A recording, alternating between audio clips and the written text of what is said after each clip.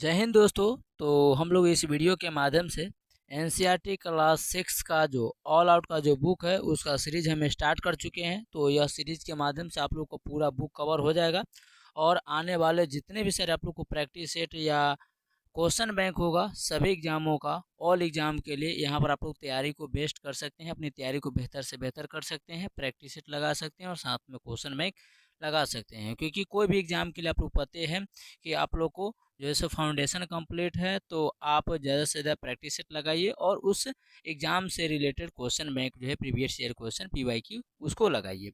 ठीक है, तो चलिए हम अपने आते हैं टॉपिक पर बिना समय को गवाए हुए, क्योंकि समय काफ़ी मूल्यवान होता है। हम लोग ऑल आउट बुक का एनसीईआरटी क्लास 6 का जो है हम लोग इतिहास को कवर कर लेंगे। इसमें हम लोग देखने वाले हैं चैप्टर नंबर फर्स्ट, जिसमें दिया गया यहाँ पर आप लोग को दिख रहा होगा।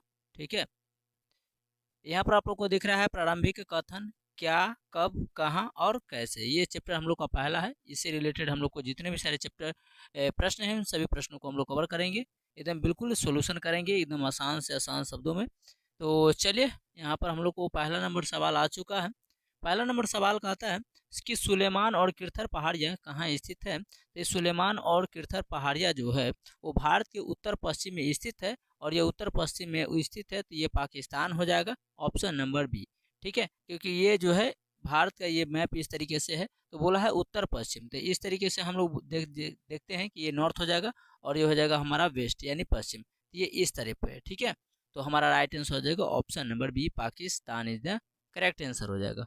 ठीक है चलिए, नेक्स्ट क्वेश्चन है कि को सिंधु को हिदोस अथवा इंडोस सर्वप्रथम किसने कहा था। तो सिंधु को हिंदोस और जो है इंडोस सर्वप्रथम ईरानी और यूनानी ने सिंधु को हिंदोस अथवा इंडोस कहा और इस नदी के पूर्व के क्षेत्र को इंडिया कहा था। ठीक है, तो सिंधु को के जो पूरब में, सिंधु के जो पूरब के जो क्षेत्र है उसको इंडिया कहते थे, तो इंडिया। ठीक है, तो सिंधु नदी के पूर्व क्षेत्र को इंडिया बोला। ठीक है, सिंधु नदी के पूर्व के क्षेत्र को इंडिया बोला और सिंधु को जो है ईरानी और यूनानी ने हिदोस और इंडोस बोला था, तो ऑप्शन नंबर ए इसका राइट आंसर है। अगला सवाल है, पांडुलिपियों को निम्न में से किस भाषा में लिखा गया था। तो पांडुलिपियों हाथ से लिखी जाती थी। प्राचीन काल में संस्कृत, प्राकृत तथा तमिल भाषा में बड़े स्तर पर पांडुलिपि को लिखा गया था। तो पांडुलिपि किसे लिखी जाती थी? हाथ से। किसे? हाथ से। तो इसका राइट आंसर हो जाएगा ऑप्शन नंबर डी कि पांडुलिपि में जो है संस्कृत, प्राकृत, तमिल ये सभी लिखी जाती थी और प्राकृत भी। ठीक है, तो ऑप्शन नंबर डी है और ये हाथ से लिखे जाने वाला था। अगला क्वेश्चन है, भारत को उपमहाद्वीप कहा जाता है। तो भारत को उपमहाद्वीप क्यों कहा जाता है? ठीक है, तो भारत को उपमहाद्वीप इसलिए कहा जाता है क्योंकि ये बड़े आकार के कारण, ये बिल्कुल सही है। ठीक है, बड़े आकार के कारण, समुद्रों, पहाड़ियों तथा पर्वतों से बटे होने के कारण, क्योंकि अगर भारत का मैप अगर इस तरीके से देखिएगा तो इस तरफ जो है समुद्र तीन ओर से समुद्र से घिरा हुआ है। भारत जो है तीन ओर से समुद्र से घिरा हुआ है। पश्चिम में अरब सागर हो जाएगा, दक्षिण में हिंद महासागर हो जाएगा और इधर पूरब हो जाता है, पूरब में बंगाल की खाड़ी हो जाएगा। तो तीन ओर से जल से घिरा हुआ है, इसीलिए प्रायद्वीपीय भारत इस क्षेत्र को बोलते हैं, तो ये प्रायद्वीप हो जाएगा। ठीक है, तो इसे उपमहाद्वीप कहा जाता है। उपमहाद्वीप दक्षिण एशिया, आधुनिक भारत, पाकिस्तान, बांग्लादेश, नेपाल, भूटान और श्रीलंका आते हैं दक्षिण एशिया में, ये भी आप लोग याद रखिएगा। अफगानिस्तान, ईरान, चीन तथा म्यांमार आदि पड़ोसी देशों को दर्शाता है। दक्षिण एशिया का एक महाद्वीप से छोटा सा ये हिस्सा है, लेकिन विशालता तथा बाकी एशिया से समुद्रों, पहाड़ियों तथा पर्वतों से बटे होने के कारण इसे उपमहाद्वीप कहा जाता है। तो बड़े आकार, भारत का आकार बहुत विशाल है, जानते हैं 32,87,263 वर्ग किलोमीटर है, ये भी आप लोग जानते हैं। समुद्र पहाड़ियों तथा पर्वतों से घिरा है, क्योंकि इस तरफ जो है वो अफगानिस्तान में यूराल पर्वत जो है यूरोप से अलग करता है। ठीक है, तो ये समुद्र से तीन ओर से घिरा है, पहाड़ियों से घिरा है, पर्वतों से बटा हुआ है, क्योंकि ऊपर उत्तर में जाइएगा तो हिमालय पर्वत है। ठीक है, तो ये सब जैसो जिसके कारण जो है एक केवल दो, यानी कि नहीं, इसका राइट आंसर हो जाएगा एक एवं दो दोनों सही है, ऑप्शन नंबर सी इसका राइट आंसर है। अगला सवाल है कि पांडुलिपियों का क्या महत्व होता है। लिपियों का क्या महत्व होता है। तो पांडुलिपियों का महत्व को आइए हम देखते हैं कि पांडुलिपि प्राचीन ज्ञान विज्ञान की बातों को चर्चा करता है, बिल्कुल सही है। राजाओं के जीवन की चर्चा की प्राप्ति होती है यहाँ से, बिल्कुल सही पांडुलिपि में, क्योंकि पांडुलिपि हाथ से लिखी जाती थी। ठीक है। फिर कहता है कि धार्मिक मान्यताओं एवं व्यवहारों की चर्चा करता है, बिल्कुल करता है। स्तंभ लेखों के अध्ययन में भी इसका यूज किया गया था, तो बिल्कुल किया गया था। तो यानी कि 1 सही है, 2 सही है, 3 सही है, 4 सही है, सभी के सभी सही है। आइए ऑप्शन को देखते हैं। कहता है 1 2 3 सभी सही है। ऑप्शन नंबर डी इस प्रश्न का राइट आंसर। अगला क्वेश्चन नंबर 6 है। क्वेश्चन नंबर 6 कहता है कि बुर्ज होम में आवास के संबंध में निम्नलिखित कथनों पर विचार करें। बुर्ज होम में जो आवास था इसके कथन पर विचार करना है। तो आइए हम लोग इस पर चलते हैं। कहता है कि बुर्ज होम में लोग गड्ढे के नीचे घर बनाते थे, तो बिल्कुल सही है। बुर्ज होम में जो थे, आवास मतलब क्या होता है, घर। तो बुर्ज होम में आवास के संबंध में बतलाना है कि बुर्ज होम में जो घर बनाते थे लोग, क्या गड्ढे के नीचे बनाते थे, बिल्कुल सही, नीचे बनाते थे। ठीक है। फिर आगे कहता है कि पुरातत्वविदों को झोपड़ियों के अंदर तथा बाहर दोनों ही स्थानों पर आग जलाने की जगह मिली थी, बिल्कुल सही है। यानी कि जो बुर्जों में घर बनाते थे वो लोग गड्ढा के नीचे बनाते थे, और वो झोपड़ियों और बाहर दोनों तरह जगह जो है आग जलाते थे, इसकी जगह मिली है। तो दोनों के दोनों सही है। तो 1 और 2 दोनों सही है, तो यहाँ पर ऑप्शन नंबर सी हो जाएगा, 1 और 2 दोनों सही है। अगला 7 नंबर कहता है संभावित रूप में सबसे पहले मनुष्य द्वारा कहाँ गेहूँ जौ उगाना और भेड़ बकरी पालना आरंभ किया गया था। तो इनमें से किस स्थल पर जो है सबसे पहले गेहूं जौ उगाना भेड़ बकरी पालना का जो है साक्ष्य मिला है। तो ये हो जाएगा मेहरगढ़ में। कहाँ पर, मेहरगढ़। संभावित रूप से सर्वप्रथम मेहरगढ़ में मनुष्य ने जौ गेहूं जैसे अनाज का उत्पादन किया और बड़े से बड़े भेड़ बकरी पालना यहाँ पर शुरुआत किया था। तो ऑप्शन नंबर सी इसका राइट आंसर हो जाएगा। चलिए अगला नंबर हम क्वेश्चन को देखते हैं।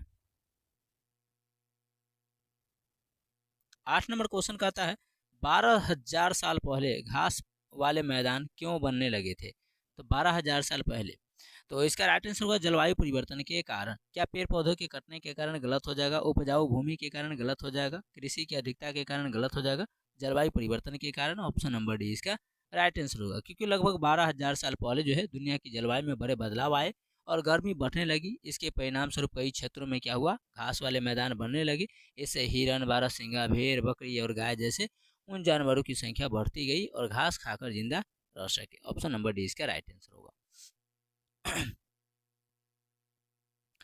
अगला सवाल है कि नवपाषाण काल के औजारों के संबंध में निम्नलिखित कथनों पर विचार कीजिए कि नवपाषाण काल के औजार के बारे में इनमें से कौन कौन सा कथन जो है वो सत्य है। तो यहाँ पर औजार पॉलिश किए जाते थे, बिल्कुल पॉलिश किए जाते थे। ठीक है। फिर कहता है इस अवधि में ओखल मूसल का उपयोग अनाज के पीसने के लिए किया जाता था, बिल्कुल किया जाता था। तो औजार को पॉलिश किया जाता था नवपाषाण काल में, और इस समय जो है ओखल मूसल से अनाज को पीसने का कार्य किया जाता था। तो 1 और 2 दोनों के दोनों जो है वो सही हो जाएगा। ठीक है। चलिए अगला 10 नंबर सवाल कहता है प्रारंभिक मानव आखेटक खाद्य संग्राहक के रूप में एक जगह से दूसरी जगह क्यों घूमते थे। तो प्रारंभिक मानव जो थे वो आखेटक खाद्य संग्राहक के रूप में एक जगह से दूसरी जगह क्यों जाया करते थे। तो वो एक जगह रुकने के कारण वहाँ के फल वृक्ष तथा जानवरों को खाकर समाप्त कर देते थे। कहने का मतलब है जो प्रारंभिक मानव थे वो अपने भोजन की तलाश में जहाँ पर उनको भोजन मिलता था वहीं पर रुक जाते थे। फिर वहाँ से फल वृक्ष मतलब अपने जो खाने पीने वाला सामान होता है वो जब तक उनको मिलते रहता था तब तक वहाँ पर रुके रहते थे। फिर वहाँ पर जब जैसे खत्म हो जाता था फिर वह आगे अपने भोजन की तलाश के लिए बढ़ चलते थे। फिर क्या कहते हैं कि यह शिकार ढूंढने के कारण, तो बिल्कुल से शिकार ढूंढ लेते थे, क्योंकि अपने भोजन के लिए सिंपल है कि उनको भोजन करने के लिए कुछ भी मिल जाए, चाहे किसी जीव जंतु को मार करके खाते थे या फल फूल को तोड़ करके खाते थे। अगर फल फूल नहीं मिलता था तो किसी दूसरे जानवर को मार करके खाते थे। मवेशी के चारा ढूंढने के लिए ये भी सही है। और जो जानवर पोसते थे उसको भी जो है वो अपने मवेशी को चारा ढूंढने के लिए इधर उधर भटकते थे। मौसम बदलने के कारण, बिल्कुल सही, ये भी सही है, मौसम में परिवर्तन आने के कारण भी ये लोग एक जगह से दूसरी जगह जाया करते थे। अगला 11 नंबर सवाल का आता है कि मेसोलिथिक या मध्य पाषाण युग के संबंध में निम्नलिखित कथनों पर विचार कीजिए। मेसोलिथिक या मध्य पाषाण युग के संबंध में निम्नलिखित में से कौन सा विचार जो इनमें से सही है। चलिए तो कहता है कि मेसोलिथिक या मध्य पाषाण युग के संबंध में निम्नलिखित में से कौन सा भी कथन जो है सही है। तो इसका राइट आंसर हो जाएगा कि इस समय पत्थर के औजार को माइक्रोलिथ कहा जाता था। तो मेसोलिथिक या मध्य पाषाण युग के संबंध में जो है यह सही है कि पत्थर के औजार को क्या कहा जाता था, माइक्रोलिथ कहा जाता था। तो ऑप्शन नंबर ए केवल सही है। क्या पत्थर के औजार आकार में बड़े होते थे? नहीं। इस समय पुराने किस्म के औजार अनुपस्थित थे? बिल्कुल नहीं, ये सिर्फ पत्थर के औजार थे, जिसे माइक्रोलिथ बोलते थे। तो इसका राइट आंसर क्या हो जाएगा? केवल एक, केवल एक, option number C, option number C हो जाएगा। नेक्स्ट क्वेश्चन है कि हड़प्पा सभ्यता के अंत होने का क्या परिणाम हुआ? हड़प्पा सभ्यता के अंत होने का क्या परिणाम हुआ? तो हड़प्पाई नगरों को लोगों ने छोड़ दिया था, बिल्कुल सही है। मोहरों, लेखन तथा बाटों का प्रयोग बंद हो गया था, जिसके कारण हड़प्पा सभ्यता के लोग छोड़ दिए और अंत हो गया हड़प्पा का। कच्चे माल का आयात घट गया था, बिल्कुल सही है। नए बस्तियों की संख्या बढ़ गई थी, ये बिल्कुल सही है। तो 1 2 3 4 सभी के सभी सही है। आइए हम लोग ऑप्शन को ढूंढते हैं। तो यहाँ पर क्या आता है? 1 2 3 4 सभी के सभी सही है, ऑप्शन नंबर डी सही है। अगला 13 नंबर सवाल है कि हड़प्पाई संस्कृति के संबंध में सही मिलान करें। हड़प्पाई संस्कृति के संबंध में सही मिलान करें। तो कहता है कि तांबा, तो तांबा का जो प्रयोग होता था वो राजस्थान में, तो एक का बी हो जाएगा। तीन, तो तीन का जो है अफगानिस्तान से आयात होता था, ठीक है वस्तु। तो हड़प्पाई संस्कृति के संबंध में जो है वो तांबा कहाँ से आता था? राजस्थान से। टीन कहाँ से प्राप्त होता था? अफगानिस्तान से। और सोना कहाँ से? तो ये कर्नाटक से, ठीक है। KGF, कोलार गोल्ड फील्ड, ठीक है। तो एक का हो जाएगा बी, एक का हो जाएगा बी, दो का हो जाएगा ए, और तीन का हो जाएगा सी। तो BAC, BAC, देखिए BAC करने हैं, बी ये गलत है, BAC नहीं है, BAC, option number B, option number B सही है। अगला 14 नंबर सवाल है, हड़प्पाई सभ्यता के अंत के संबंध में इतिहासकारों ने क्या क्या अटकलें लगाई थी? हड़प्पा सभ्यता के अंत के संबंध में इतिहासकारों ने इनमें क्या क्या अटकलें लगाई थी? तो यहाँ कहता है कि क्या नदियों के सूखने के कारण हड़प्पा सभ्यता का अंत होगा? तो बिल्कुल ये भी सही है। जंगलों के विनाश होने के कारण? ये भी बिल्कुल सही है। चारागाह मैदान समाप्त होने के कारण? ये भी बिल्कुल सही है, हड़प्पा सभ्यता का अंत हुआ। बाढ़ के कारण? ये भी हड़प्पा सभ्यता के अंत होने का कारण है। और शासकों के नियंत्रण समाप्त होने के कारण? तो ये भी बिल्कुल सही है। यानी 1 2 3 4 सभी 5 सभी के सभी सही है। तो 1 2 3 4 5 ये सभी के सभी सही है, ऑप्शन नंबर डी सही हो जाएगा। अगला 15 नंबर सवाल है, हड़प्पा कहाँ अवस्थित है? हड़प्पा कहाँ अवस्थित है? तो हड़प्पा पंजाब के पाकिस्तान के पंजाब प्रांत में स्थित है, ऑप्शन नंबर हो जाएगा ये इसका राइट आंसर, क्योंकि एक पंजाब पाकिस्तान में भी है, एक पंजाब हमारे भारत में भी है। तो सॉरी भारत पाकिस्तान में लगा दिया, तो ये इसका राइट आंसर पाकिस्तान के पंजाब प्रांत में, ये पंजाब वाला में हो जाएगा, ऑप्शन नंबर बी सही हो जाएगा। हड़प्पा सबसे पहला खोज जाने वाला नगर था, ठीक है। सबसे पहले खोजा जाने वाला नगर जो कौन था? हड़प्पा था। और यह वर्तमान में पाकिस्तान के पंजाब प्रांत में है। प्रांत मतलब होता है राज्य, प्रांत मतलब होता है राज्य, ऑप्शन नंबर बी। अगला 16 नंबर सवाल है, महान स्नानागार कहाँ अवस्थित है? तो आप लोग मूवी में भी देखे होंगे, मोहनजोदड़ो में है, ऑप्शन नंबर सी, जिसे स्विमिंग पूल कहते हैं, ऑप्शन नंबर सी इसका राइट आंसर होगा। तो मोहनजोदड़ो में खास तालाब बनाया गया था, जिसे पुरातत्वविदों ने महान स्नानागार कहा है। और इस तालाब को बनाने में ईंट और प्लास्टर का इस्तेमाल किया गया था, ये भी आप लोग याद रखिएगा, मोहनजोदड़ो मूवी में दिखाया गया है। अगला सवाल है कि निम्न में से अग्निकुंड कहाँ मिले थे? अग्निकुंड कहाँ मिले थे? तो कालीबंगन में मिला था, ठीक है, और मोहनजोदड़ो में मिला था। तो कालीबंगन में मिला था, मोहनजोदड़ो कहते हैं लोथल में मिला था, ठीक है, लोथल में। तो 1 3 सही, 1 3 सही है। तो आइए ऑप्शन को देखते हैं, 1 3 1 3, ऑप्शन नंबर सी सही है। 18 नंबर सवाल कहता है, हड़प्पाई नगरों की प्रमुख विशेषता क्या थी? हड़प्पाई नगरों की विशेषता क्या थी? तो हड़प्पा में जो है विशाल स्नानागार थे, बिल्कुल सही है। अन्नागार थे, अनाज रखने का बड़ा विशाल भंडार था, ठीक है। योजनाबद्ध नगर निर्माण किया जाता था और पक्काई ईंटों का प्रयोग किया गया था। तो 1 2 3 4 सभी के सभी सही है। तो आइए हम ऑप्शन को देखते हैं, 1 2 3 4, ऑप्शन नंबर डी सही है। चलिए 19 नंबर सवाल का आता है यहाँ पर कि इनाम गांव के प्राचीन स्थल के संदर्भ में निम्नलिखित कथनों पर विचार कीजिए। इनाम गांव, तो इनाम गांव के प्राचीन जो पुराने पुराने स्थल थे उसके बारे में इनमें से विचार करना है। 19 नंबर सवाल तो कहता है कि यह घोरे नदी के तट पर, यह घोर नदी के तट पर स्थित एक पुरातात्विक स्थल है जो भीमा नदी के एक सहायक नदी है। तो ये बिल्कुल सही है, ठीक है। तो ये इनाम गांव जो है ये प्राचीन स्थल, ये घोर नदी के तट पर स्थित है और एक पुरातात्विक स्थल है जो भीमा नदी के एक सहायक नदी भी है। आगे यहाँ पर कहता है कि इस समय इस स्थल पर लगभग 3600 से लेकर के 2700 वर्ष पूर्व प्राचीन मानवों का निवास स्थान है। तो एक और दो सही है। इस स्थल पर दफनाने की सामान्य प्रथा के अंतर्गत वयस्कों को जमीन में सीधा लिटाया जाता था, जिसमें उनका सिर दक्षिण दिशा की ओर नहीं उत्तर की ओर होता था। ठीक है, ये गलत है। तो ऑप्शन नंबर एक और दो सही है। एक और दो सही है। एक और दो सही है।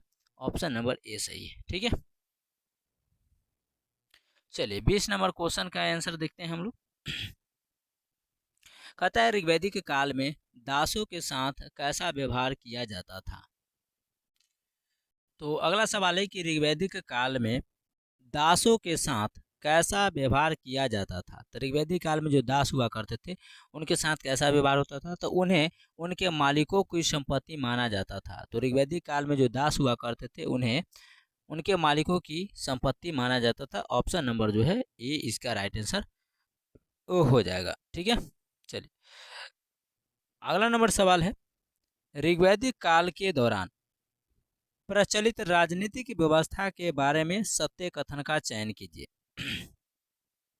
तो कहता है यहाँ पर कि क्या राजा के पास लोगों से कर एकत्र करने की शक्ति थी। राजा के पास लोगों से कर एकत्र करने की शक्ति थी।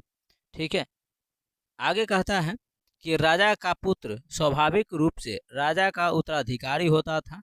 ठीक है, तो यहाँ पर केवल एक सही है नहीं, केवल दोनों से दो सही है नहीं, एक और दो दोनों सही नहीं, उपयुक्त में से कोई नहीं। ऑप्शन नंबर डी सही। न राजा के पास लोगों से कर एकत्र करने की शक्ति थी, कहाँ पर, ऋग्वैदिक काल। तो ऑप्शन नंबर डी सही है।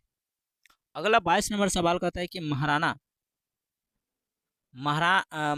महापाषाण में मृतकों को यानी मरे हुए शरीर को विशिष्ट बर्तनों से दफनाया जाता था, यानी अलग अलग बर्तनों से दफनाया जाता था, जिन्हें क्या कहा जाता था।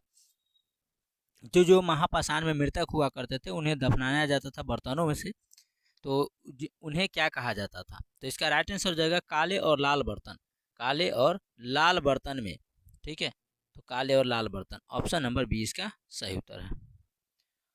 अगला सवाल है 23 नंबर। कथन एक आता है कि महाजनपदों के शासकों ने संसाधन जुटाने के लिए नियमित अधिकारियों की नियुक्ति शुरू की।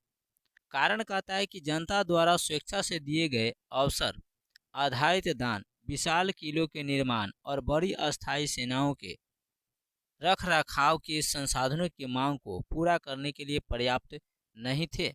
तो आइए हम लोग कथन और कारण को देखते हैं। इसको थोड़ा सा छोटा कर देते हैं। ठीक है, चलिए तो यहाँ पर जो कहता है कि महाजनपदों के शासकों ने संसाधन जुटाने के लिए नियमित अधिकारियों की नियुक्ति किया करते थे, तो बिल्कुल जो है कथन बिल्कुल सही है। कारण कहता है कि जनता द्वारा स्वेच्छा से दिए गए अवसर आधारित दान, विशाल किलों के निर्माण और बड़ी अस्थायी सेनाओं के रख रखाव के संसाधनों की मांग को पूरा करने में पर्याप्त नहीं थे। तो ये भी कारण भी सही था। तो ए और दोनों सत्य है। ठीक है, ए और दोनों सत्य है और आर जो है एक ही सही व्याख्या करता है। ऑप्शन नंबर ए बिल्कुल राइट आंसर हो जाएगा। 24 नंबर सवाल कहता है सिकंदर महान किस नदी के तट पर पहुंचा था जिसके बाद उसके सैनिकों ने आगे पूरब की ओर बढ़ने से इनकार कर दिया था। तो सिकंदर महान जो है किस नदी के तट पर पहुंचा था, उसके आगे उसकी सेना पहुंचने से इनकार कर दिया था। ठीक है, तो ये हो जाएगा ब्यास नदी। कौन सी नदी, ब्यास नदी। ऑप्शन नंबर 20 प्रश्न का सही उत्तर है। अगला 25 नंबर सवाल कहता है वज्जी संघ की सभाओं में भाग लेने से किन समूह की को सख्ती से बाहर रखा गया था। तो वज्जी संघ की सभाओं में भाग लेने से किन समूहों को सख्ती से बाहर रखा गया था। तो वो हो जाएंगे महिलाएं, दास और कर्मकारों को। महिलाएं, दास और कर्मकारों को बाहर रखा गया था। ऑप्शन नंबर 20 प्रश्न का सही उत्तर है। नेक्स्ट 26 नंबर सवाल है। 26 नंबर सवाल कहता है कि वज्जी संघ का वर्णन किस पुस्तक में मिलता है। तो वज्जी संघ का पुस्तक जो है वो दीर्घ निकाय में मिलता है। वज्जी संघ का वर्णन जो है दीर्घ निकाय में मिलता है। ऑप्शन नंबर सी सही है। 27 नंबर सवाल है उत्तर वैदिक काल की सामाजिक स्थिति के बारे में निम्नलिखित कथनों पर विचार करें। तो उत्तर वैदिक काल की तो इसका राइट आंसर हो जाएगा कि महिलाओं और शूद्रों दोनों वेदों का अध्ययन करने की अनुमति नहीं दी गई थी। ये सही है। अब वर्णन अवर्ण अव्यवस्था जन्म के आधार पर तय की जाती थी, ये भी सही है, यानी 1 और 2 दोनों सही है। ऑप्शन नंबर जो है सी वाला राइट आंसर हो जाएगा। 28 नंबर सवाल कहता है कि महाजनपद काल के संबंध में निम्नलिखित कथनों पर विचार कीजिए। तो महाजनपद काल के बारे में इनमें से देखना है कि हम लोग को क्या सही है। तो कहता है क्या हल के फाल अब लोहे के बनने लगे थे? बिल्कुल नहीं। धान के पौधों का रोपण प्रारंभ हो गया था? बिल्कुल नहीं। जब हल था ही नहीं तो धान के रोपण होगा कहाँ से? तो ना तो 1 सही है और ना तो 2 सही है। ऑप्शन नंबर डी से इसका राइट आंसर है। 29 नंबर सवाल है कि महाजनपद काल में अनाज रखने के लिए किस पात्र का, किस बर्तन का उपयोग किया जाता था? कहाँ पर? महाजनपद काल में अनाज रखने के लिए किस बर्तनों का यूज किया जाता था? चलिए, तो इसका राइट आंसर हो जाएगा चित्रित धूसर मृदभांड का। चित्रित धूसर मृदभांड का, यानी कि उसमें जो धूसर मृदभांड थे उस पर चित्रित किया हुआ था, कलाकारी किया गया था, उसमें अनाज को रखा जाता था। ऑप्शन नंबर 20 का राइट आंसर हो जाएगा। चलिए, 30 नंबर सवाल है हम लोग का।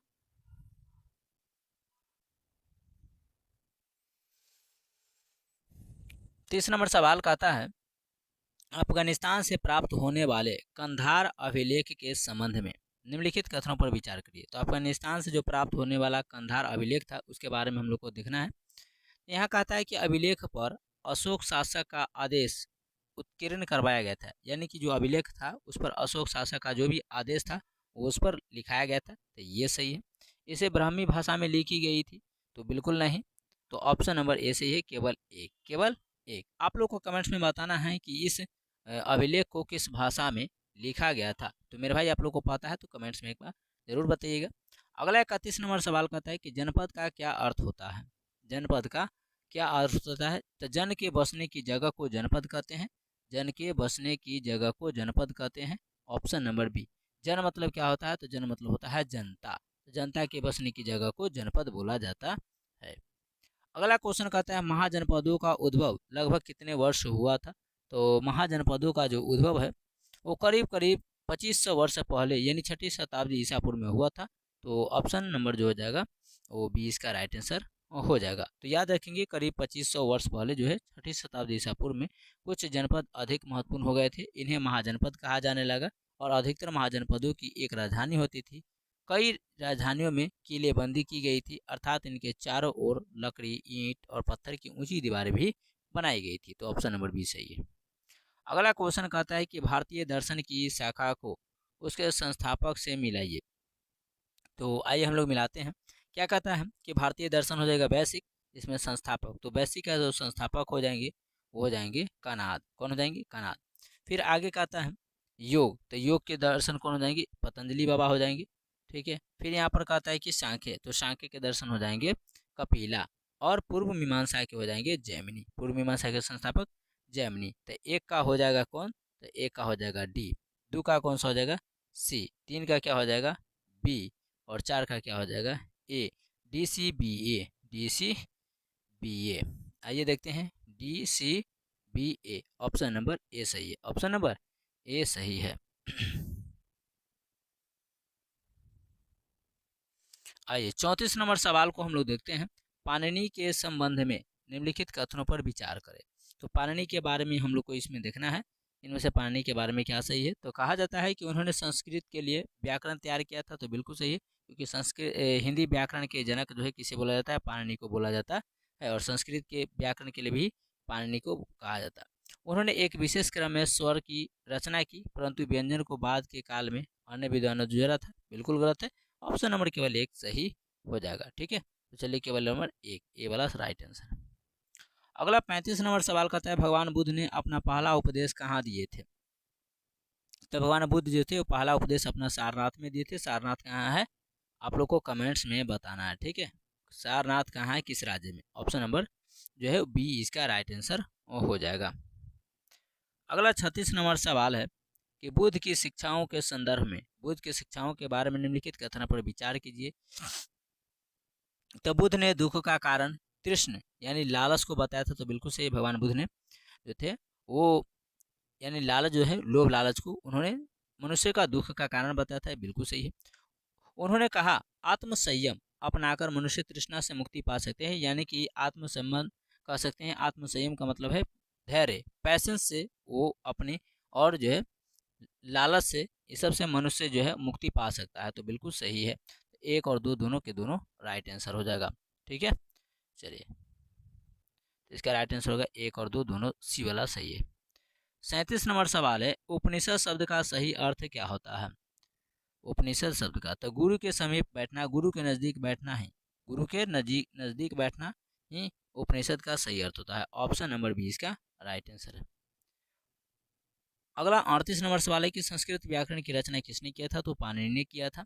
इसका राइट आंसर क्या हो जाएगा? Option number C, Panini is the correct answer हो जाएगा। पाणिनि ने संस्कृत भाषा के व्याकरण की रचना की। उन्होंने स्वरों तथा व्यंजनों को एक विशेष क्रम में रख करके उनके आधार पर सूत्रों की रचना किया था, और ये सूत्र बीजगणित के सूत्रों में काफ़ी मिलते जुलते हैं। इसका प्रयोग कर उन्होंने संस्कृत भाषा के प्रयोग के नियम लघु सूत्र लगभग 3000 के रूप में लिखा था। तो ऑप्शन नंबर सी सही हो जाएगा। नेक्स्ट कहता है कि स्वामी महावीर ने अपनी शिक्षा किस भाषा में दिए थे? तो स्वामी महावीर ने अपनी शिक्षा प्राकृत भाषा में दी थी। तो ऑप्शन नंबर कौन सा हो जाएगा? तो सी इसका राइट आंसर हो जाएगा। यही कारण है कि साधारण जन भी उनके तथा उनके अनुयायियों की शिक्षाओं को समझ सके। ऑप्शन नंबर सी। 40 नंबर सवाल कहता है कि जैन धर्म के संदर्भ में निम्नलिखित कथनों पर विचार कीजिए। तो जैन धर्म के संबंध में निम्नलिखित में से कौन सा विचार जो है इनमें से सही है? तो कहता है मुख्यतः जैन धर्म जो थे वो व्यापारियों ने जैन धर्म को समर्थन किया था। तो बिल्कुल सही है, जैन धर्म के जो थे व्यापारियों ने जैन धर्म को समर्थन किया, सपोर्ट किया। साधारणतः किसान वर्ग के लोग ने जैन धर्म को स्वीकार नहीं किया था। तो बिल्कुल सही, इनको कहना था कि जो इस धर्म को अपनाएंगे वो किसानी को नहीं करेंगे, तो किसानी वाले नहीं धर्म, इसीलिए ये जैन धर्म जो है वो धीरे धीरे धीरे धीरे इनका जो वर्चस्व खत्म हो गया। तो इसका राइट आंसर हो जाएगा 1 और 2 दोनों सही है। तो ऑप्शन नंबर सी से ही हो जाएगा। अगला 41 नंबर सवाल है कि संघ में रहने वाले बौद्ध भिक्षु के लिए बनाए गए नियमों का संकलन किस ग्रंथ में मिलता है? तो इसका राइट आंसर हो जाएगा विनय पिटक में। किसमें? Vinaya Pitaka, option number D इसका राइट आंसर हो जाएगा कि संघ में रहने वाले बौद्ध भिक्षु के लिए बनाए गए जो नियम होते थे उस नियम ग्रंथ को विनय पिटक कहा गया था। 42 नंबर सवाल है कि निम्नलिखित में से कौन सा कथन बौद्ध संघ के संदर्भ में सही नहीं है? तो इसका राइट आंसर हो जाएगा क्या संघ के पुरुषों और स्त्रियों के रहने के लिए अलग अलग व्यवस्था थी? गलत है। सभी व्यक्ति संघ में प्रवेश कर ले सकते थे? नहीं। संघ में प्रवेश के लिए बच्चों के अपने माता पिता से अनुमति लेनी पड़ती थी? नहीं। विवाहित स्त्रियों को संघ में प्रवेश करने के लिए अपने माता पिता से अनुमति की आवश्यकता होती थी? बिल्कुल सही। तो जो विवाहित महिला थी वो अपने माता पिता से इस संघ में भाग लेने के लिए अपने माता पिता से अनुमति लेनी पड़ती थी। तो ऑप्शन नंबर डी सही है। ठीक है, अगला सवाल है 43 नंबर, महायान के संबंध में निम्नलिखित पर विचार करते हैं। तो महायान के बारे में क्या क्या सही है? तो महायान ये बौद्ध धर्म से संबंधित है, बिल्कुल सही है। इन्होंने बौद्ध धर्म में मूर्ति पूजा को बढ़ावा दिया था, बिल्कुल सही है। 1 और 2 दोनों सही है। ऑप्शन नंबर सी इसका राइट आंसर है, क्योंकि महायान की मुख्य विशेषताएं यह थी कि मूर्तियों में बुद्ध की उपस्थिति सिर्फ कुछ संकेतों के माध्यम से दर्शाई जाती थी।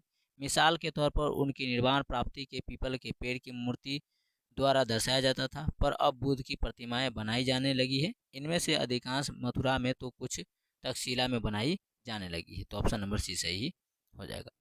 44 नंबर सवाल कहता है कि बोधिसत्व के संबंध में निम्नलिखित कथन पर विचार करते हैं कि बोधिसत्व के बारे में क्या सही है। तो कहता है कि वे ज्ञान प्राप्ति के पश्चात एकांतवास में साधना करते थे? बिल्कुल नहीं। उनको ज्ञान जैसे प्राप्त हुआ था तो उन्होंने क्या किए थे, उन्होंने अपना जो है सो क्या कर सकते हैं कि बहुत सारे साधु महात्मा थे, उनके बीच में जाकर के इन्होंने अपना उपदेश दिए थे। तो ये गलत हो जाएगा। बोधिसत्व की पूजा काफ़ी लोकप्रिय हो गई थी, बिल्कुल सही है। वे भारत के बाहर जापान, चीन, दक्षिण कोरिया में काफ़ी लोकप्रिय हो गए थे, बिल्कुल सही था। 2 और 3 बिल्कुल राइट आंसर है। तो 2 और 3 2 और 3 किस ऑप्शन में है? ऑप्शन नंबर बी इसका राइट आंसर हो जाएगा। अगला 45 नंबर सवाल है कि बुद्ध की जीवनी, बुद्ध चरित्र के रचनाकार निम्नलिखित में से कौन थे? तो बुद्ध की जीवनी है बुद्ध चरित्र, इनके रचनाकार, इसके लेखक कौन हो जाएंगे? तो अश्व घोष, अश्व घोष हो जाएंगे। ऑप्शन नंबर डी इस प्रश्न का सही उत्तर है। तो बुद्ध की जीवन चरित्र है, बुद्ध चरित्र के रचनाकार अश्व घोष थे। कुषाणों के सबसे प्रसिद्ध शासक कनिष्क के दरबार में रहते थे, और पार्श्व और वसुमित्र जैसे बौद्ध दार्शनिक तथा नागार्जुन जैसे विद्वान कनिष्क के दरबार में विद्यमान थे। 46 नंबर क्वेश्चन है, कहता है कि बौद्ध धर्म के प्रसार के संदर्भ में, तो बौद्ध धर्म के प्रसार के बारे में निम्नलिखित कथन पर विचार करना है। तो कहता है कि बौद्ध धर्म दक्षिण पूर्व की ओर श्रीलंका, म्यांमार, थाईलैंड तथा इंडोनेशिया सहित दक्षिण पूर्वी एशियाई के अन्य भागों में भी फैला था, तो बिल्कुल फैला था। इन क्षेत्रों में थेरवाद नामक बौद्ध धर्म का आरंभिक रूप कहीं कहीं अधिक प्रचलित थे, तो बिल्कुल प्रचलित थे। तो 1 और 2 दोनों सही है। तो ऑप्शन नंबर सी इस प्रश्न का राइट आंसर हो जाएगा। ठीक है, चलिए अगला सवाल है 47 नंबर। प्रायः स्तूपों के चारों ओर परिक्रमा करने के लिए एक वृत्ताकार पथ होता था, जो क्या कहलाता था? तो स्तूप के चारों ओर एक परिक्रमा करने के लिए, घूमने के लिए वृत्ताकार रास्ता होता था, गोल टाइप का, उसे क्या कहा जाता था? तो उसे कहा जाता था प्रदक्षिणा। प्रदक्षिणा। तो ऑप्शन नंबर बी इसका राइट आंसर है, ऑप्शन नंबर बी। तो स्तूपों के चारों ओर परिक्रमा करने के लिए एक वृत्ताकार पथ होता था, उसे प्रदक्षिणा कहा जाता था। 48 नंबर सवाल कहता है कि साम्राज्य में ऐसी कौन सी सामाजिक और धार्मिक समस्याएं थी जिन्होंने अशोक को परेशान किया और उन्हें धम्म के प्रचार के लिए प्रेरित किया था? तो आइए हम लोग देखते हैं कि साम्राज्य में ऐसी कौन सी सामाजिक और धार्मिक समस्याएं आ गई थी जिन्होंने अशोक को परेशान किया और उन्हें धम्म के प्रचार के लिए प्रेरणा मिली। तो विभिन्न धर्मों को मानने वाले लोग को बीच आपसी संघर्ष हो गया, बिल्कुल सही है। दास और सेवकों के साथ दुर्व्यवहार होने लगा, बिल्कुल सही है।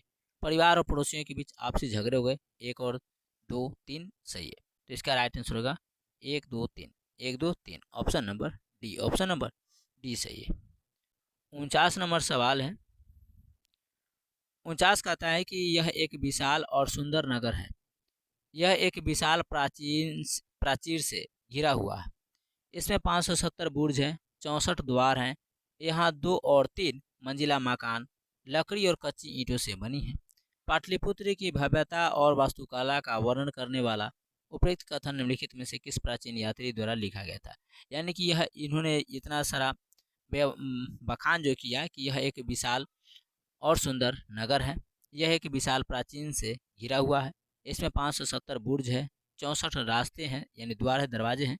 यहाँ पर 2 और 3 मंजिला मकान लकड़ी और कच्ची ईंट से बना है। ये ऐसा बखान जो है वो किस यात्री ने कहा था? तो इसका राइट आंसर हो जाएगा मेगास्थनीज, मेगास्थनीज, मेगास्थनीज, ऑप्शन नंबर ए, ऑप्शन नंबर ए। चलिए तो ये 49 नंबर सवाल है। हम लोग को 50 नंबर सवाल को देखते हैं। 50 नंबर सवाल कहता है निम्नलिखित में से कौन सा कथन मौर्य काल के दौरान करों यानी टैक्स और नजराने के बीच के अंतर को सबसे अच्छी तरह स्पष्ट करती है? तो मौर्य काल के दौरान कर और नजराने के बीच के अंतर को सबसे अच्छे तरीके से स्पष्ट इनमें से कौन करता है? ठीक है, तो यहाँ पर देख लेते हैं कि कर नियमित थे, बिल्कुल सही है। नजराना अनियमित था, बिल्कुल सही है। कमोबेश स्वेच्छा से दिया जाता था, मतलब अपनी इच्छा से दिया जाता था, कम ज़्यादा करके अपनी इच्छा से कर दिया जाता था, बिल्कुल इसका राइट आंसर होगा। क्योंकि नियमित थे, बिल्कुल सही थे, मतलब कर देना बिल्कुल था। लेकिन नजराना की अनियमित था, बिल्कुल सही है। कमोबेश स्वेच्छा से दिया जाता था, बिल्कुल दिया जाता था, ऑप्शन नंबर सी सही है।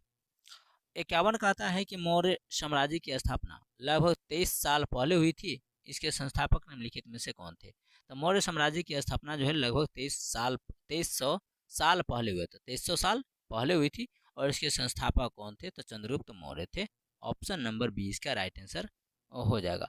अशोक जिस साम्राज्य पर शासन करते थे उसकी स्थापना उनके दादा चंद्रगुप्त मौर्य ने लगभग 2300 साल पहले किया था। तो अशोक के दादा ने जिस साम्राज्य पर शासन करते थे उनकी स्थापना की, जिनका नाम चंद्रगुप्त मौर्य ने लगभग 300 साल पहले की थी। चाणक्य या कौटिल्य जिनको कहते हैं, उनके नाम से एक बुद्धिमान व्यक्ति ने चंद्रगुप्त की सहायता की थी। चाणक्य के कई विचार हमें अर्थशास्त्र नामक किताब में मिलते हैं। तो ऑप्शन नंबर बी इसका राइट आंसर हो जाएगा। 52 नंबर सवाल कहता है मौर्य साम्राज्य में निम्न में से कौन सा नगर उत्तर पश्चिम और मध्य एशिया के लिए आने जाने का प्रमुख रास्ते थे? तो मौर्य साम्राज्य में इनमें से कौन सा नगर था जो उत्तर पश्चिम और मध्य एशिया के लिए आने जाने का रास्ता हुआ करता था? तो वो था तक्षशिला, तक्षशिला। आप लोग को कमेंट्स में बताना है कि वर्तमान में तक्षशिला भी कहाँ है।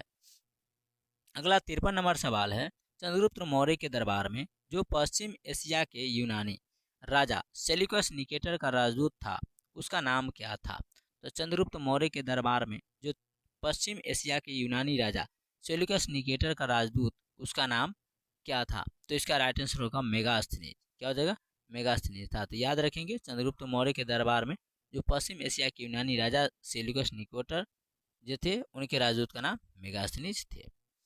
54 नंबर सवाल कहता है निम्नलिखित में से कौन भारत में आए विदेशी आक्रमणकारियों का सही क्रम है। तो सबसे पहले विदेशी आक्रमणकारी कौन आए थे भारत में, तो पहले थे हिंद यवन आए थे। कौन आए थे? हिंद यवन। तो ये तो गलत हो जाएगा, हिंद यवन बिल्कुल सही है। ठीक है, उसके बाद कहता है शक आए थे। तो क्या इसमें शक है? तो यहाँ पर कुषाण के कारण गलत हो जाएगा, यानी कि ए भी सही है, बी भी गलत है, सॉरी ए भी गलत है, बी भी गलत है। आगे कहता है हिंद यवन आए थे, बिल्कुल सही है। शक आए थे, बिल्कुल सही है। हिंद पार्थियन आए थे, बिल्कुल सही है। कुषाण भी आए थे, बिल्कुल सही है। तो सबसे पहले क्या क्या आए थे? तो पहले आए थे हिंद यवन आए थे, फिर आए थे शक आए थे, फिर उसके बाद हिंद पार्थियन आए थे और कुषाण आए थे। तो ऑप्शन नंबर से ये विदेशी आक्रमणकारी के आने का क्रम है। अगला कहता है कि अशोक ने जगह जगह जाकर लोगों को शिक्षा देने के लिए अधिकारियों की नियुक्ति की। इन अधिकारियों को निम्नलिखित में से किस नाम से जाना जाता था? तो अशोक ने जगह जगह पर जाकर के शिक्षा देने के लिए अधिकारी नियुक्त किए थे और इन अधिकारियों को क्या कहा जाता था? तो इसे बोला जाता था धम्म महा, क्या बोला जाता था? धम्म महामात्य बोला जाता था। ऑप्शन नंबर बी इस प्रश्न का राइट आंसर है। 56 कहता है अशोक के संबंध में निम्नलिखित कथनों पर विचार कीजिए कि अशोक के बारे में इनमें से क्या सही है। तो हम लोग 56 नंबर क्वेश्चन की ओर चल रहे थे कि अशोक के संबंध में निम्नलिखित में से कौन सा कथन जो है विचार कीजिए। तो यहाँ पर कहा जाता है कि अशोक ऐसा पहला शासक था जिसने अभिलेखों द्वारा जनता तक अपना संदेश पहुंचाने की कोशिश किया था। तो बिल्कुल सही है, अशोक एक प्रथम शासक था जिसने अभिलेखों के माध्यम से जनता तक अपना संदेश पहुंचाने की कोशिश किया था। बिल्कुल सही। आगे कहता है अशोक के ज़्यादातर अभिलेख खरोष्ठी लिपि में है। बिल्कुल गलत है, आप लोग को बताना है कि अशोक के ज़्यादातर अभिलेख किस लिपि में लिखा गया है। ठीक है, और 3 नंबर कहता है अशोक ने अपने एक अभिलेख में कलिंग युद्ध का वर्णन किया था। तो बिल्कुल सही है, उड़ीसा के युद्ध को कलिंग युद्ध कहा जाता था। तो 1 और 3 सही है। आइए ऑप्शन नंबर देखते हैं, 1 और 3 कहाँ है? 1 और 3 ऑप्शन नंबर सी में। तो ऑप्शन नंबर सी इसका राइट आंसर है। 57 नंबर सवाल कहता है कि निम्नलिखित में से किन स्थानों पर अशोक के शिलालेख प्राप्त हुए थे? इनमें से कौन सा स्थान है जहाँ पर अशोक के शिलालेख प्राप्त हुए थे? तो कंधार में भी अशोक का शिलालेख मिला था, ब्रह्मगिरी में मिला था, जौगाड़ में मिला था, गिरनार में मिला था, लुम्बिनी में मिला था। तो 1 2 3 4 5 सही है, उपरोक्त में से सभी। ऑप्शन नंबर डी सही है। अगला 58 नंबर सवाल है यहाँ पर अशोक ने धम्म के विचारों को प्रसारित करने के लिए अपने राजदूत को निम्न में से कहाँ भेजा था? तो अशोक ने धम्म के विचारों को प्रसारित करने के लिए, फैलाने के लिए जो अपने राजदूत होते थे अशोक के, वो कहाँ पर भेजे थे? तो सीरिया में भेजे थे, मिस्र में भेजे थे, जिसे इजिप्ट बोलते हैं, श्रीलंका में भेजे थे। ऑप्शन नंबर डी इसका राइट आंसर है। श्रीलंका का पूरा नाम क्या हो जाएगा? तो सीलोन हो जाएगा। क्या हो जाएगा? सीलोन है। ठीक है, अगला क्वेश्चन है मौर्य साम्राज्य में और श्रीलंका की राजधानी जबरदनपुरम कोट्टे है। ये भी आप लोग याद रखिएगा। मौर्य साम्राज्य में अक्सर राजकुमारों को कौन सा पद दिया जाता था? तो मौर्य साम्राज्य जो होता था उसमें राज्यपाल, जिसे गवर्नर कहा जाता है, इसका पद दिया जाता था। तो ऑप्शन नंबर कौन सा हो जाएगा? ए। तो मौर्य साम्राज्य में अक्सर राजकुमारों को राज्यपाल यानी गवर्नर के पद को दिया जाता था। तो ये भी आप लोग याद रखेंगे। नेक्स्ट क्वेश्चन है प्राचीन दक्षिण भारतीय इतिहास के संदर्भ में कैंडिशियर और अधिमयी शब्दों का प्रयोग प्रायः निम्नलिखित में से किस श्रेणी के दर्शाने के लिए किया जाता था? तो प्राचीन दक्षिण भारतीय इतिहास के संदर्भ में कैंडिशियर और अधिमयी शब्दों का प्रयोग जो है वो कहाँ किया जाता था? तो भूमिहीन कृषि मजदूर और दास के लिए, भूमिहीन कृषि मजदूर और दास के लिए इस शब्द का प्रयोग किया जाता था। ठीक है, कैंडिशियर और अधिमयी के। ऑप्शन नंबर सी इसका राइट आंसर। अगला 61 नंबर सवाल कहता है कि संगम मूवेंदार द्वारा धन और संपत्ति एकत्र करने के लिए, संगम मूवेंदार धन और संपत्ति को एकत्र करने के तरीके के बारे में निम्नलिखित में से कौन सा कथन जो है असत्य है? तो ये 61 नंबर जो सवाल है ये कहता है कि वे नियमित कर नहीं वसूलते थे। जो संगम मूवेंदार जो थे वे नियमित कर यानी कि कंटिन्यू लगातार टैक्स जो है नहीं वसूलते थे, इसके बजाय वे उपहार और भेंट लेते थे। ऑप्शन नंबर बी इसका राइट आंसर है। तो ये उपहार और भेंट लिया करते थे। 62 नंबर सवाल कहता है सिल्क रूट पर नियंत्रण रखने वाला शासकों में सबसे प्रसिद्ध कौन सा वंश था? तो सिल्क रूट पर जिसे रेशम मार्ग से जो थे व्यापार हुआ करता था, उस पर कंट्रोल करने वाला शासक सबसे प्रसिद्ध कौन सा वंश था? तो हो जाएगा कुषाण। कौन सा हो जाएगा? कुषाण। ऑप्शन नंबर सी इसका राइट आंसर हो जाएगा। 63 नंबर सवाल कहता है कि रोमन साम्राज्य में भारत के किस वस्तु की मांग सबसे अधिक थी? तो रोमन साम्राज्य में भारत से किस वस्तु का डिमांड सबसे ज्यादा था? तो वो था काले मिर्च का। काले मिर्च का। ऑप्शन नंबर सी इस प्रश्न का राइट आंसर। 64 नंबर सवाल कहता है कि संगम साहित्य निम्नलिखित में से किससे संबंधित है? तो संगम साहित्य जो है वो तमिल से संबंधित है। ऑप्शन नंबर 20 का राइट आंसर हो जाएगा। ठीक है, ऑप्शन नंबर 20 का राइट आंसर।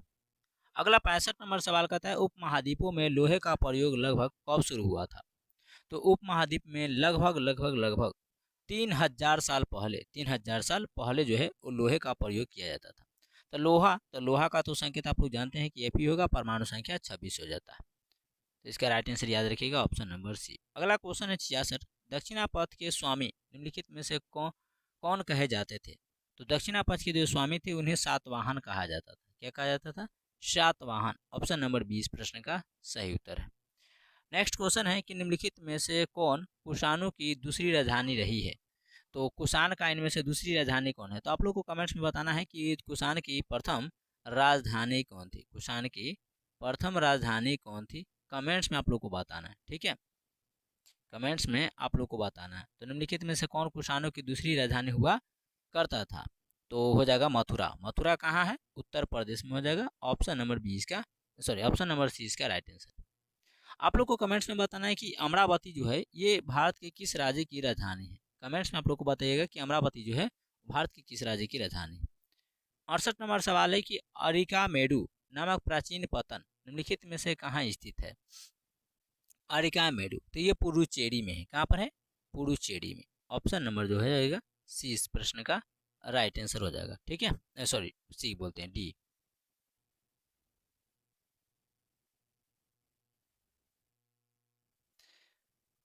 69 नंबर सवाल कहता है कि आहत सिक्के के संदर्भ में निम्नलिखित कथन पर विचार करना है। तो आहत सिक्के के बारे में हम लोग जानते हैं कि आहत सिक्का क्या था। तो आहत सिक्के सामान्यतः आयताकार, वर्गाकार या गोलाकार हुआ करता था। बिल्कुल गलत है। आहत सिक्के को सामान्यतः ढाल ढाल करके बनाया जाता था। तो बिल्कुल इसका राइट आंसर है कि आहत सिक्के को ढाल करके बनाया जाता था। यह सिक्के चांदी या तांबे की विभिन्न आकृतियों के होते थे। तो बिल्कुल गलत है। इसका राइट आंसर केवल दो सही है कि आहत सिक्के को सामान्यतः सिर्फ ढाल कर ही बनाया जाता था। तो केवल दो सही है। तो ऑप्शन नंबर 20 प्रश्न का सही उत्तर है। 70 नंबर सवाल कहता है कि मथुरा के अभिलेखों में निम्न में से किनका उल्लेख मिलता है? तो जो मथुरा के अभिलेख है उनमें से किसके बारे में जो है उल्लेख मिलता है? तो सुनारों का बिल्कुल सही, लोहार एवं बुनकरों का बिल्कुल सही, टोकरी एवं माला बनाने वालों का तो बिल्कुल सही, उपरोक्त में से सभी। तो मथुरा के जो अभिलेख है उसमें सुनारों का जिक्र मिलता है, लोहा एवं बुनकरों का मिलता है, टोकरी एवं माला बनाने वाले का वर्णन मिलता है। तो ऑप्शन नंबर डी इसका राइट आंसर है। 71 नंबर सवाल है प्रशस्ति का अर्थ क्या होता है? तो प्रशस्ति का अर्थ मतलब होता है प्रशंसा करना, किसी की बड़ाई करना। ऑप्शन नंबर सी इसका राइट आंसर है। 72 नंबर सवाल है समुद्रगुप्त की नीतियों का वर्णन किसने किया था? चलिए इसका आंसर फटाफट बताएंगे। तो हरिसेन। क्या बताए थे? हरिसेन। तो समुद्रगुप्त के नीतियों का वर्णन किसने बताया था? तो हरिसेन ने बताया था। ऑप्शन नंबर डी सही है। 73 नंबर सवाल कहता है हरिसेन ने प्रयाग प्रशस्ति में दक्षिणापथ के शासकों की संख्या कितनी बताई थी? तो हरिसेन जो था वो प्रयाग प्रशस्ति में दक्षिणापथ के शासकों की संख्या जो है वो कितना बताया था? 12। कितना? 12 था। तो ऑप्शन नंबर 20 का राइट आंसर है। 74 नंबर सवाल कहता है विक्रम संवत की शुरुआत को किस शासक ने जोड़कर देखा जाता है? तो विक्रम संवत की शुरुआत जो है वो किस शासक से जोड़ करके देखा जाता है? चलिए तो इसका राइट आंसर क्या हो जाएगा? चलिए सभी लोग कमेंट्स करेंगे और वीडियो को ज़्यादा से ज़्यादा लाइक शेयर जरूर कीजिएगा, क्योंकि आप लोग का प्यार और सपोर्ट रहा तो पूरा बुक जल्दी हम लोग कवर करेंगे। और आप लोग कमेंट्स में बताइएगा कि एक्स्ट्रा आप लोग को आने वाला कौन सा बुक का जो है आप लोग को सोल्यूशन किया जाए। ठीक है, सभी बुक का यहाँ पर सोल्यूशन होगा। इस सभी के PDF के लिए आप लोग जो है सो ग्रुप में जुड़ सकते हैं। तो इसका राइट आंसर क्या हो जाएगा 74 का? तो बिल्कुल सही, चंद्रगुप्त द्वितीय। चंद्रगुप्त द्वितीय। ऑप्शन नंबर कौन सा हो जाएगा? डी। ऑप्शन नंबर डी सही है। नेक्स्ट क्वेश्चन है कि हर्षवर्धन को नर्मदा नदी के तट पर किसने रोका था? तो हर्षवर्धन जो था उनको नर्मदा नदी के तट पर जो है पुलकेशिन द्वितीय ने रोका था। ऑप्शन नंबर ए है आप लोग को बिल्कुल इसका राइट आंसर है। अगला 76 नंबर सवाल कहता है पुलकेशिन के बारे में निम्नलिखित में से कौन सा कथन जो है सत्य नहीं है। तो पुलकेशिन जो थे उनके बारे में कौन सा जो है पुलकेशिन द्वितीय के बारे में इनमें से कौन सा कथन जो है सही नहीं है। तो ये ऐहोल शिलालेख पुलकेशिन द्वितीय की विजय का वर्णन करता था, तो बिल्कुल करता था। यहाँ पर नहीं है, इसके बारे में बताना है, ठीक है। गुप्तों के खिलाफ लड़ाई में उनकी मृत्यु हो गई थी, ये बिल्कुल गलत है, यानी ऑप्शन नंबर बी सही है। नरसिंह वर्मन ने पुलकेशिन द्वितीय को हराया और वातापी पर कब्जा कर लिया था, बिल्कुल सही है। पुलकेशिन द्वितीय ने 610 ईस्वी से लेकर के 642 ईस्वी तक शासन किया था, तो बिल्कुल सही है। तो एक ए सी डी ये तीनों सही है, बाकी बी गलत है, और हमारा बी ही राइट आंसर हो जाएगा, क्योंकि यहाँ पर असत्य पूछा था। क्या पूछा था? असत्य पूछा था, ठीक है। तो इसका राइट आंसर होगा हम लोग का बी। अगला 77 नंबर सवाल है, लगभग 1500 वर्ष पूर्व यानी पहले 1500 वर्ष पहले दिल्ली के महरौली के लौह स्तंभ में निम्नलिखित में से किस शासक का जिक्र किया गया था। तो लगभग 1500 वर्ष पहले जो है दिल्ली के महरौली में लौह स्तंभ में निम्नलिखित में से किस शासक का जिक्र या वर्णन किया गया है। तो इसका राइट आंसर हुआ चंद्र का। किसका? चंद्र। ऑप्शन नंबर ए सही है। अगला 78 नंबर सवाल कहता है निम्नलिखित में से कौन सा मिलान गलत है। इस मिलान को गलत को वाला को छांटना है हम लोग को, याद रखिएगा गलत वाला को, ठीक है। चलिए, तो यहाँ पर कहता है आर्यभट्टियम। आर्यभट्टियम